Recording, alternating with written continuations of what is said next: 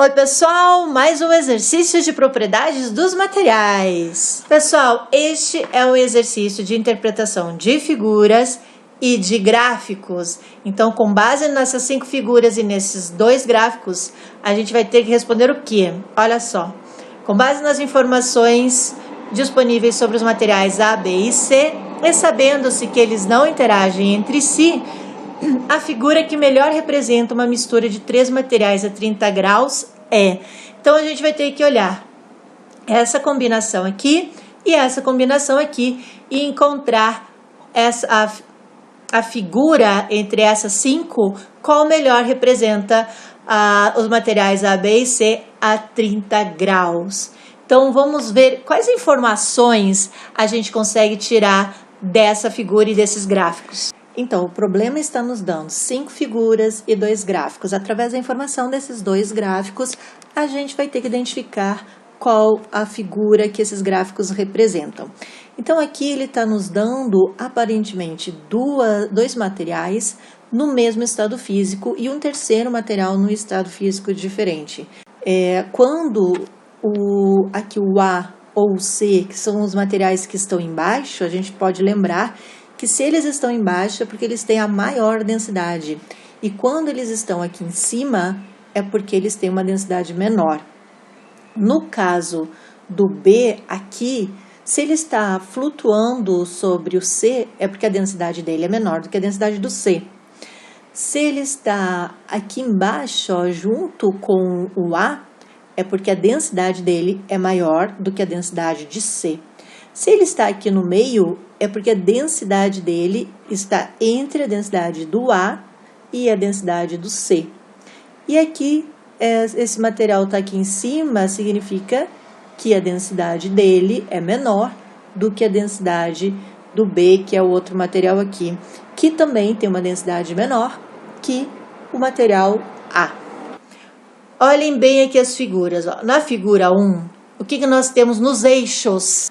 Eu tenho massa em gramas e volume em ml. Gramas por ml significa quem? Densidade. Sempre que fala grama por ml, densidade. Por isso que é tão importante nós sabermos as unidades com as quais nós trabalhamos, que pela unidade eu consigo identificar que esta figura aqui é uma figura de densidade. E ela está nos dando qual informação? Que o C é menos denso que B, que é menos denso que A. Certo? E essa figura aqui? Eu tenho temperatura em função do tempo. À medida que aumenta a temperatura, vai passando o tempo. Quem que me dá isso? É o nosso gráfico de mudança de fases. À medida que aumenta a temperatura, eu vou passando de sólido para líquido e para gasoso. E olha aqui o comportamento de mudança de fases. Então, esta figura é uma figura de mudança de fases. Vamos ver as informações que eles estão nos dando. Vamos tirando elas. Olha só. Se eu pegar todo mundo aqui a 1 ml. 1 ml é essa linha aqui, ó. A 1 ml, a densidade do C, ele é mais ou menos 0,5, porque é onde ele bate aqui nesse outro eixo, né? Então, eu tenho 1 e 0,5. Então, eu tenho 0,5 gramas por 1 ml. Tá aqui, ó, C, 1 ml, 0,5 gramas. Para B eu tenho, ó, 1 ml, quando eu cruzo com esse outro eixo, 1 grama. Então, ele tem 1 ml para 1 grama, a densidade dele é 1 grama por ml. Então, tá aqui o B. Para o A, eu vou pegar aqui o 1. E onde que ele bate no A? Ele bate aqui no 2, ó. Se eu puxo para o lado de cá, ele bate aqui no 2. Então, o A, ele tem 2 gramas em 1 ml. Com isso, o que a gente pode falar a respeito das densidades desses nossos materiais? Ela está crescendo nesse sentido aqui, ó. O C é menos denso que o B, que é menos denso do que o A. Então, a densidade do A é maior que a densidade do B, que é maior que a densidade do C. Como que eu sei? Por esses resultados. né? 0,5 é menor do que 1, que é menor do que 2. Então, o A é o meu material mais denso. Então, o que eu posso dizer aqui? Provavelmente, o A, bom, eu não tenho A no quadradinho, então o A é o que está embaixo. Então, vai ser ou figura 1, ou figura 3, ou figura 4, ou figura 5. Porque o A é o mais denso. O B é mais denso do que o C e menos denso do que o A. Ó, o B está aqui no meio, ó. Ele é mais denso do que o C e menos denso do que o A. Por aqui a gente já consegue matar essa figura. Já consegue achar. O B vai estar onde? Ó, bem no meio.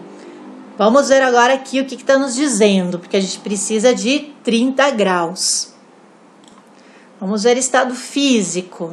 Olha só, 30 graus, que é a temperatura que o problema nos dá, tá aqui no meio. Então, se eu puxar uma linha reta aqui, ó, eu tô batendo no C. Que fase eu tenho aqui? Vamos lá, ó. Começo sólido, vai aumentando a temperatura, chego no ponto de fusão, onde eu tenho sólido e líquido, aumento a temperatura, eu só tenho líquido, chego no ponto de ebulição, onde eu só tenho gasoso, né?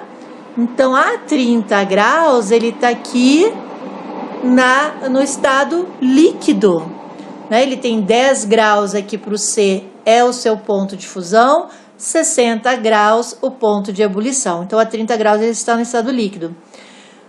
O A também está no estado líquido, até porque ele não nos deu outra referência para o A, né? Então, o A também está aqui no estado líquido e ele segue aqui a 100 graus, ele ainda está no estado líquido. Então, eu já sei que a 30 graus, A e C são líquidos. Então, gente, olha aqui, ó. A está embaixo, C está em cima, ok? Só que o B tem densidade aqui menor do que a da C. Confere? Não, B é mais denso do que o C.